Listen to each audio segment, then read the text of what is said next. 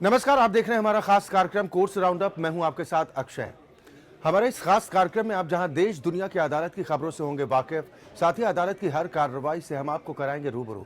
हम बताएंगे आपको कि सुप्रीम कोर्ट में कौन से केस पर हुई सुनवाई, तो देश के हाई कोर्ट के मामलों से भी आपको करेंगे बाखबर। हमारी नजर से देश की अदालत का कोई भी बड़ा मसला अब नहीं छूटेगा। सोमवार से शुक्रवार रोज हम हाजिर होंगे कोर्ट की खबरों के साथ हमारे खास कार्यक्रम कोर्ट से राउंड अप में। तो आज की अदालत की कार्रवाई पर शुरू करते हैं आज का कोर्ट्स राउंड अप, लेकिन उससे पहले एक नजर अब तक की हेडलाइंस पर। नेता और नौकरशाहों के खिलाफ आपराधिक मामलों की सुनवाई के लिए फास्ट ट्रैक कोर्ट पर सुप्रीम कोर्ट ने केंद्र से मांगा जवाब। कहा जवाब देने का आखिरी मौका। चुनाव सुधार से जुड़ी जनहित याचिका पर भी मांगा जवाब। यूपी के पूर्व मंत्री बाबू सिंह कुशवाहा को सुप्रीम कोर्ट से नहीं मिली राहत। गाजियाबाद की अदालत के गैर जमानती वारंट पर रोक से इनकार। कहा निचली अदालत जाएं। एनआरएचएम घोटाले में आरोपी हैं कुशवाहा।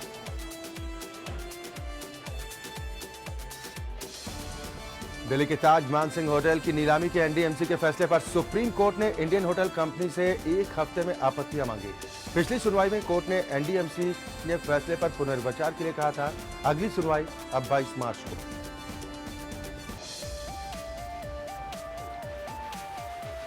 मेडिकल दाखिले के नीट में उर्दू शामिल न किए जाने पर मेडिकल काउंसिल ऑफ इंडिया और सीबीएसई को सुप्रीम कोर्ट का नोटिस। याचिका में उर्दू को शामिल न किया जाना असंवैधानिक बताया गया। अगली सुनवाई 10 मार्च को।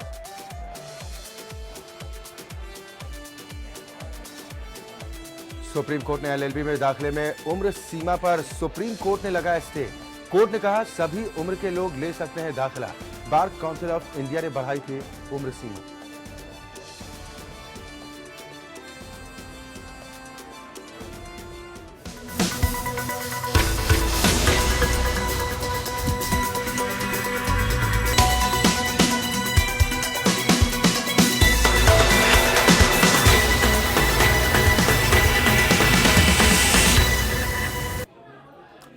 नेताओं और नौकरशाहों के खिलाफ आपराधिक मामलों की सुनवाई के लिए फास्ट ट्रैक कोर्ट पर सुप्रीम कोर्ट ने केंद्र सरकार से जवाब मांगा है और आज यही है हमारा केस ऑफ द डे। लेकिन केस ऑफ द डे से पहले डालते हैं कुछ और अहम खबरों पर नजर। बात उत्तर प्रदेश की। उत्तर प्रदेश के राष्ट्रीय ग्रामीण स्वास्थ्य मिशन यानी कि एनआरएचएम घोटाले में पूर्व मंत्री बाबू सिंह कुशवाहा को सुप्रीम कोर्ट से राहत नहीं मिली। सुप्रीम कोर्ट ने गैर जमानती वारंट पर रोक लगाने से इनकार कर दिया। गाजियाबाद की अदालत ने कुशवाहा के खिलाफ गैर जमानती वारंट जारी किया था। कुशवाहा ने इसी वारंट को सुप्रीम कोर्ट में चुनौती दी थी। सुप्रीम कोर्ट ने कुशवाहा को निचली अदालत में जाने को कहा है। इससे पहले इसी मामले में इलाहाबाद हाईकोर्ट भी कुशवाहा की अर्जी को खारिज कर चुका है। सर्वोच्च न्यायालय और उच्च न्यायालय के आदेश के बाद एनआरएचएम के आरोपी बाबू सिंह कुशवाहा 10 लाख की जमानत राशि की रकम देने पर बाहर।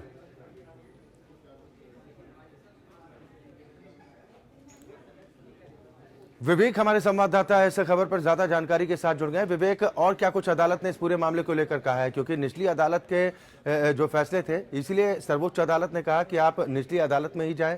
क्या कुछ कहा अपनी दलील के दौरान?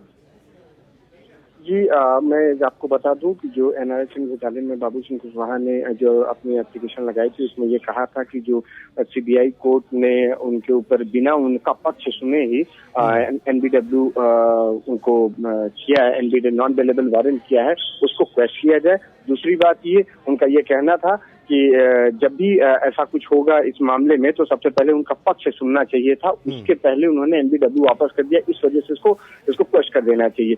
इसमें ये हम आपको बताएं कि एनआरएचएम मामले में इनके खिलाफ गाजियाबाद की सीबीआई कोर्ट में मामला दर्ज था, जिसमें इनके खिलाफ भ्रष्टाचार और भ्रष्टाचार निरोधक अधिनियम 1988 की धारा 13B और 13(1)(b) के तहत आरोप पत्र दाखिल किया गया था, जिस पर संज्ञान लेते हुए गाजियाबाद की विशेष अदालत ने इनके ऊपर ये नॉन बेलेबल वारंट जारी किया था। उसमें ये कहा गया था इनको चार्जशीट पे कॉग्निजेंस लेते हुए इनको कोर्ट में हाजिर होने के लिए कहा गया था, लेकिन ये कोर्ट में हाजिर नहीं हुए। इस वजह से इनके खिलाफ एनबीडब्ल्यू इशू किया गया था। उसी की क्वेश्चन के लिए आज ये सुप्रीम कोर्ट आए थे, लेकिन सुप्रीम कोर्ट ने ये कहा कि इस जो भी आपको रिलीफ चाहिए उसके लिए आप कंसर्न कोर्ट जाएंगे, क्योंकि इससे पहले ये हाई कोर्ट ने भी इस मामले इनको एनबीडब्ल्यू को क्रश करने के लिए ये रिजेक्ट कर दिया था। इस वजह से वो सुप्रीम कोर्ट आए। तो सुप्रीम कोर्ट ने इससे पहले सुनवाई में अभिषेक मनु सिंघवी ने इनकी तरफ से कहा कि इनका पक्ष नहीं सुना गया है, इस वजह से इनको बेल दे देना चाहिए। लेकिन सुप्रीम कोर्ट ने कहा कि ऐसा नहीं है, अगर आपको कुछ रिलीफ चाहिए तो आप कंसर्न कोर्ट जाइए और वहां से ही रिलीफ मिल सकता है। तो अभिषेक मनु सिंघवी से इस पूरे मामले को लेकर बातचीत विवेक हो पाई है, अब अगला स्टेप उनका क्या होगा और क्या आपको लग रहा है कि कितनी मुश्किलें बढ़ सकती हैं बाबू सिंह कुशवाहा की, भले ही जमानत पर अभी बाहर है? जी, जैसा कि वो अभी भी इंटरिम बेल पे बाहर हैं, कई मामलों में उनको जमानत मिल चुकी है, इस वजह से वो इंटरिम बेल पे बाहर हैं। लेकिन इस मामले में गाजियाबाद वाले जो मामले हैं वो मामला है। इस मामले में उनको कोई भी रिलीफ लेने है तो उनको वहां की लोअर कोर्ट में जाना पड़ेगा और वहीं पे उनको सबसे जो अभी कंसर्न इश्यू यही होगा कि उनको लोअर कोर्ट जाना पड़ेगा और वहां सरेंडर करना पड़ेगा। इसके बाद ही आगे उनकी प्रोसीडिंग होगी, क्योंकि कोर्ट ने इनको पहले ही मौका दिया था चार्जशीट पे कॉग्निजेंस लेते हुए, तभी इनको कोर्ट जाना चाहिए था। लेकिन वहां नहीं गए और अपने बेल के लिए हाई कोर्ट चले गए, जहां से उनको रिजेक्शन मिला, फिर ये सुप्रीम कोर्ट आए थे। तो आज सुप्रीम कोर्ट ने कंफर्म कर दिया कि अगर आपको कोई रिलीफ लेना है तो आपको उसी कंसर्न कोर्ट जाना पड़ेगा। चलिए, बिल्कुल बिल्कुल, बहुत शुक्रिया विवेक इस खबर पर तमाम जानकारी और बातचीत के लिए। तो सर्वोच्च अदालत की तरफ से इस बाबत आदेश दे दिया है कि अगर आपको रिलीफ चाहिए तो आपको लोअर कोर्ट के पास ही जाना होगा। वहीं अरुणाचल प्रदेश के पूर्व मुख्यमंत्री कालिखो पुल की कथित आत्महत्या की स्वतंत्र जांच की मांग वाली एक जनहित नई याचिका पर फौरन सुनवाई से सुप्रीम कोर्ट ने शुक्रवार को इनकार कर दिया। प्रधान न्यायाधीश JS. Kher, justice D.Y.. Chandrachud और जस्टिस एस.के. कौल ने कहा कि माफ कीजिएगा, ये याचिका खारिज की जाती। निजी तौर पर जनहित याचिका दायर करने वाले वकील एम.एल. शर्मा ने इस याचिका को फौरन अधिसूचित करने का अनुरोध करते हुए कहा था कि देश की सर्वोच्च न्यायपालिका का अपमान करने की एक आपराधिक साजिश चल रही। उन्होंने कहा कि कालिखो पुल के कथित सुसाइड नोट और मौत की एक स्वतंत्र जांच होनी चाहिए। इस याचिका में उन वकीलों की भूमिका की भी जांच की मांग की गई है जो पुल की पत्नी दागवी मसाई पुल की बात का समर्थन कर रहे हैं।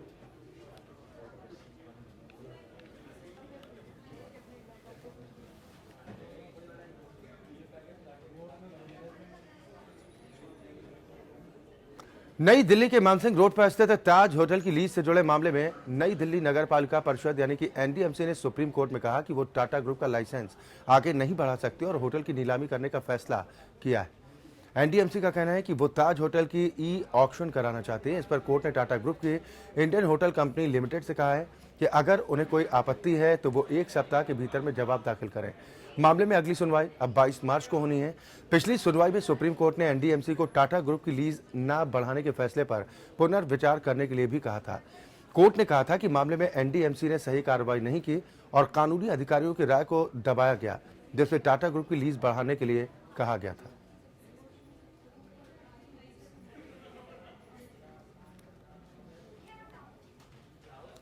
तो नई दिल्ली के मानसिंह रोड पर स्थित ताज होटल की लीज से जुड़े मामले में नई दिल्ली नगर पालिका परिषद यानी कि एनडीएमसी ने सुप्रीम कोर्ट में कहा है कि वो टाटा ग्रुप का लाइसेंस आगे नहीं बढ़ा सकते और होटल की नीलामी करने का फैसला उनकी ओर से किया गया। हालांकि एनडीएमसी का कहना है कि वो ताज होटल की ई ऑक्शन कराना चाहती है। इस पर कोर्ट ने टाटा ग्रुप की इंडियन होटल कंपनी लिमिटेड से कहा है कि अगर उन्हें किसी भी प्रकार की कोई आपत्ति है तो वो अपनी आपत्ति 1 सप्ताह के भीतर दाखिल करें। हर्ष जैन इस खबर पर ज्यादा चर्चा और बातचीत के साथ जुड़ गए हैं, इंडिया लीगल रिसर्च फाउंडेशन के सदस्य हैं। हर्ष, और क्या कुछ माननीय अदालत की तरफ से इस पूरे मामले को लेकर कहा गया, साथ ही जो आपत्ति की बात कही गई है कि अगर किसी तरह की आपत्ति है तो 1 सप्ताह का वक्त है, आप अपनी शिकायत कर सकते हैं, आपत्ति दर्ज करा सकते हैं। हाँ जी सर एएसजी संजय जैन ने जो है रिपोर्ट फाइल करी है कि एनडीएमसी अब जो है आपका जो है ई ऑक्शन करना चाह रही है ताज मानसिंह होटल को। तो उस पे जो है टाटा ग्रुप ने जो है ऑब्जेक्शन उठाया। उन्होंने कहा है कि हमें किसी तरह की कोई नोटिफिकेशन नहीं दी गई थी, हमें ये भी पता चला, उन्हें ई ऑक्शन के बारे में मीडिया के थ्रू पता चला है। हेलो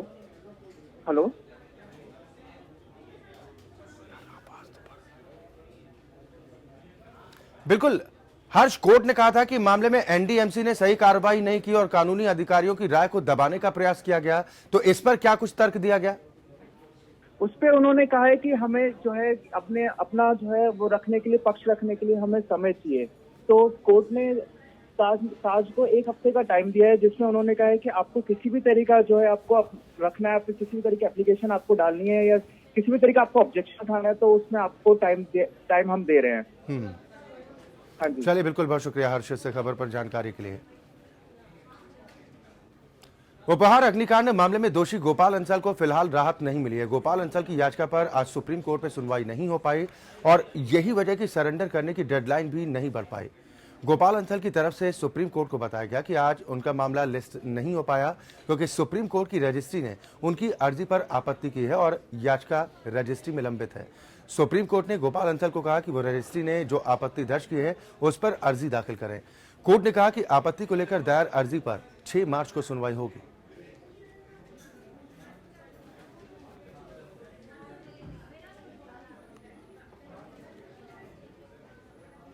एमबीबीएस और डेंटल कोर्स में दाखिले के लिए नीट में उर्दू को शामिल न किए जाने के मामले में सुप्रीम कोर्ट ने medical council of India, dental council of India और सीबीएसई को नोटिस भेजा है। स्टूडेंट इस्लामिक ऑर्गेनाइजेशन की ओर से दाखिल याचिका पर जस्टिस कुरियन जोसेफ और जस्टिस आर भानुमति ने इस मामले पर अगली सुनवाई 10 मार्च को तय की। याचिकाओं में कहा गया कि नीट में उर्दू को शामिल न किया जाना न केवल भेदभावपूर्ण है बल्कि मनमाना भी है, बल्कि संविधान के अनुच्छेद 14 और 21 का भी उल्लंघन है। नीट में इस साल 8 भाषाओं में परीक्षा होने।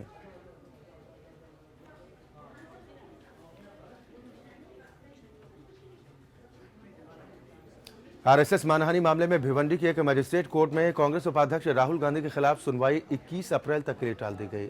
आज राहुल गांधी को कोर्ट में पेश होना था और अपने बयान भी दर्ज कराने थे। स्थानीय आरएसएस कार्यकर्ता राजेश कुंते ने लोकसभा चुनाव से पहले 6 मार्च 2014 को भिवंडी में राहुल की तरफ से दिए गए बयान को लेकर उनके खिलाफ मामला दर्ज कराया था। कांग्रेस उपाध्यक्ष ने लोकसभा चुनाव के अभियान के दौरान अपने भाषण में महात्मा गांधी की हत्या को लेकर आरएसएस के खिलाफ टिप्पणी की थी। इस बयान के बाद राजेश कुंटे ने राहुल के खिलाफ भिवंडी के लोकल कोर्ट में क्रिमिनल केस दर्ज कराया था। उनका आरोप था कि इससे आरएसएस की छवि को काफी नुकसान पहुंचा है।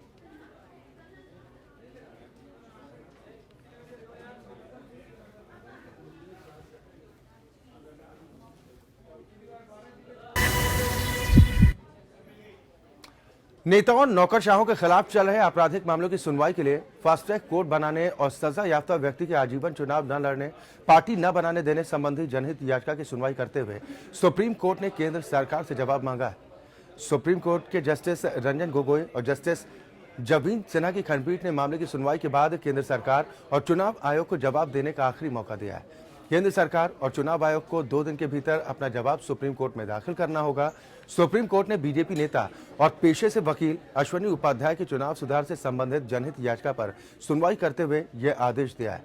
अश्वनी उपाध्याय ने अपनी इस याचिका में यह भी मांग की है कि चुनाव लड़ने के लिए न्यूनतम शैक्षिक योग्यता और अधिकतम आयु सीमा निर्धारित की जाए।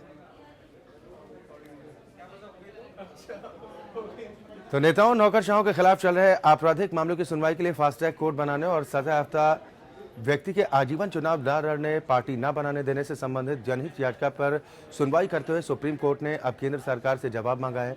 सुप्रीम कोर्ट के जस्टिस रंजन गोगोई और जस्टिस जवीन सिन्हा की खंडपीठ ने मामले की सुनवाई के बाद केंद्र सरकार और चुनाव आयोग को जवाब देने का आखिरी मौका दिया है। केंद्र सरकार और चुनाव आयोग को 2 दिन के भीतर अपना जवाब सर्वोच्च अदालत में दाखिल करना होगा।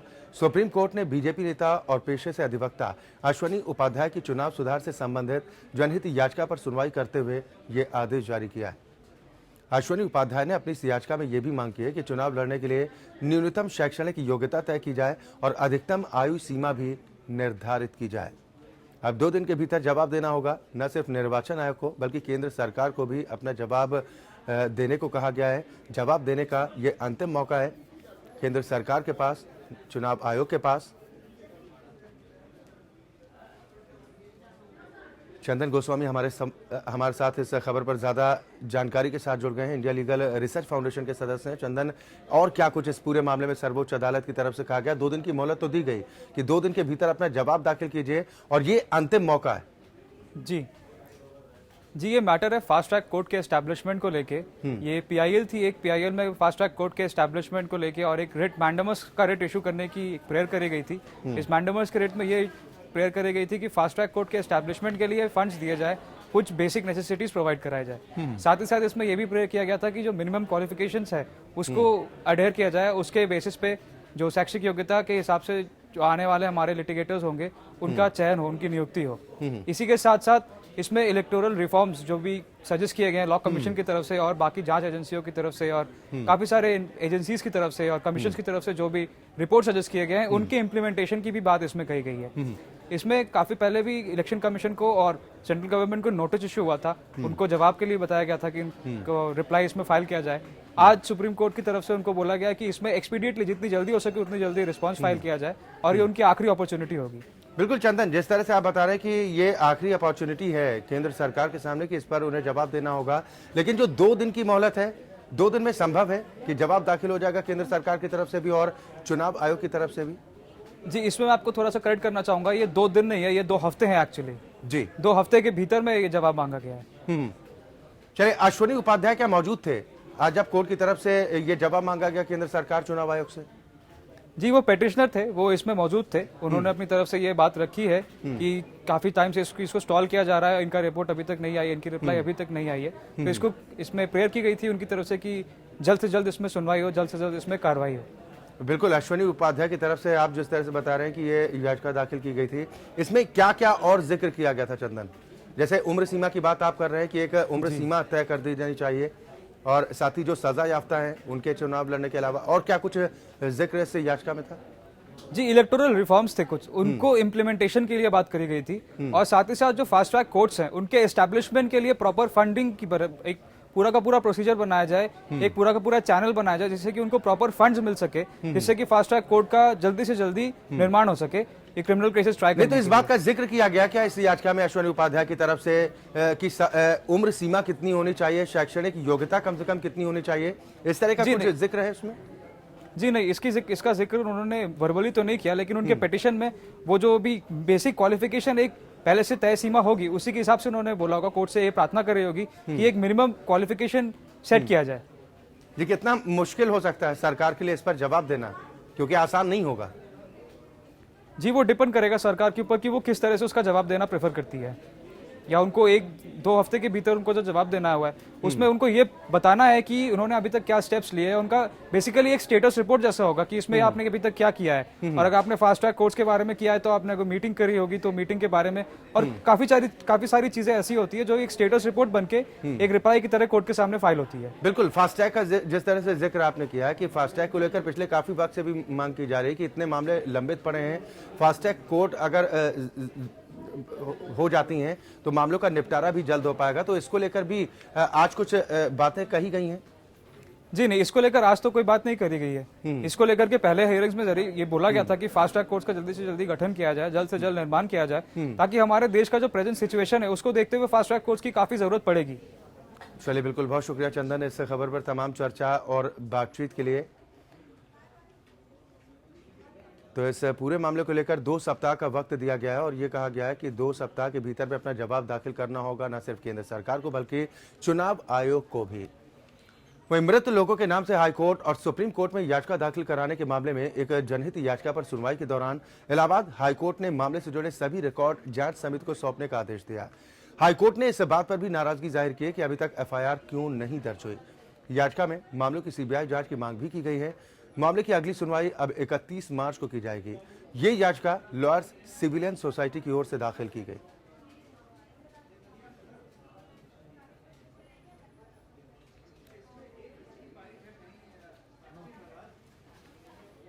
आलोक सिंह हमारे संवाददाता इस खबर पर ज्यादा जानकारी के साथ इलाहाबाद से जुड़ गए। आलोक, आदेश में और क्या कुछ कहा है माननीय हाईकोर्ट ने अपने? देखिए, अच्छा, यहाँ पर नैनी इलाके में सियाट डीम्ड यूनिवर्सिटी है, यहाँ पर हजारों की संख्या में छात्र पढ़ते हैं। यहाँ के जो वाइस चांसलर है, हेलो जी, मेरी आवाज आ रही है? अच्छा जी, बिल्कुल आलोक, अपनी बात पूरी कीजिए।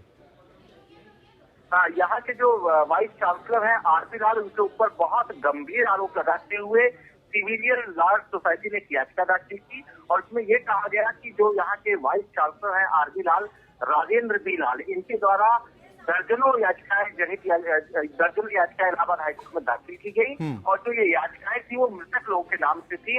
इसमें ये भी कहा गया कि जो सियाट डीम्ड यूनिवर्सिटी में नियुक्तियां हुई थी, भ्रष्टाचार हुआ था, इसको छिपाने के लिए जो वाइस चांसलर आरबी लाल हैं उन्होंने ये याचिकाएं दाखिल कराई और इस पूरे मामले पर कैंट थाने में 4 मुकदमे दर्ज कराए गए थे और चारों में चार्जशीट लगाई गई थी।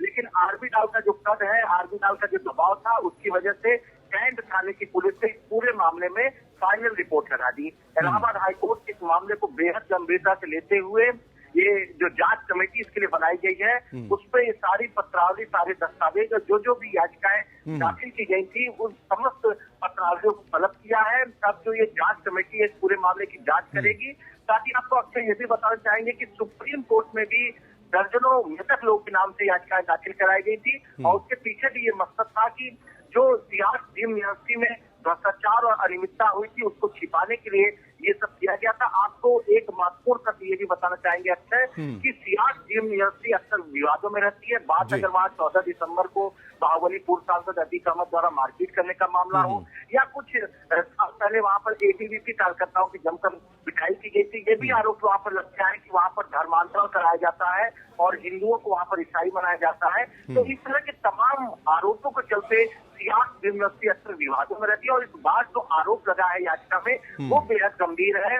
वाइस चांसलर के ऊपर ये गंभीर आरोप लगे हैं कि उन्होंने दर्जनों मृतक लोगों के नाम से याचिकाएं इलाहाबाद हाईकोर्ट में तो दाखिल कराई है, साथ ही सुप्रीम कोर्ट में दाखिल कराई है। चलिए, बिल्कुल बिल्कुल, बहुत शुक्रिया आलोक इस खबर पर तमाम जानकारी और बातचीत के लिए। तो फिलहाल इस पूरे मामले को लेकर अब 31 मार्च को सुनवाई होनी।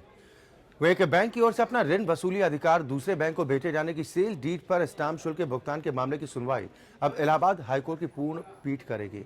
हाईकोर्ट की पूर्ण पीठ मामले में तय करेगी कि सेल डीड पर किस दर से स्टाम्प ड्यूटी का भुगतान किया जाएगा। मामले की सुनवाई जस्टिस भारती सप्रो, जस्टिस सुनीत कुमार और जस्टिस एसडी सिंह की पूर्ण पीठ कर रही।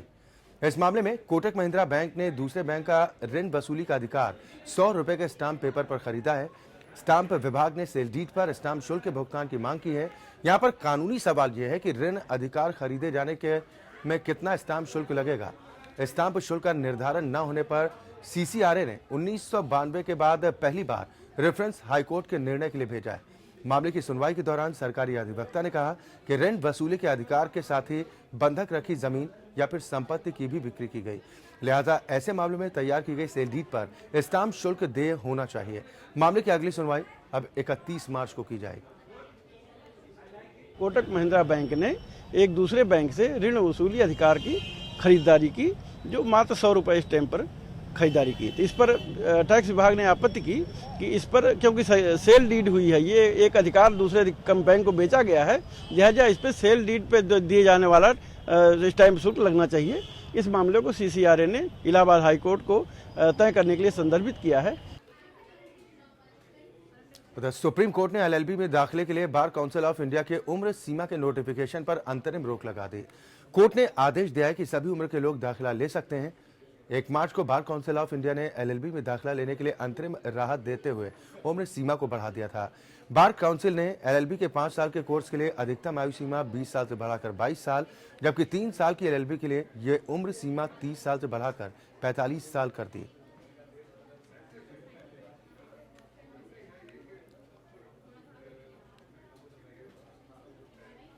और इसी के साथ हमारी खास पेशकश में आज के लिए बस इतना ही। एपीएन न्यूज में खबरों का सिलसिला लगातार जारी।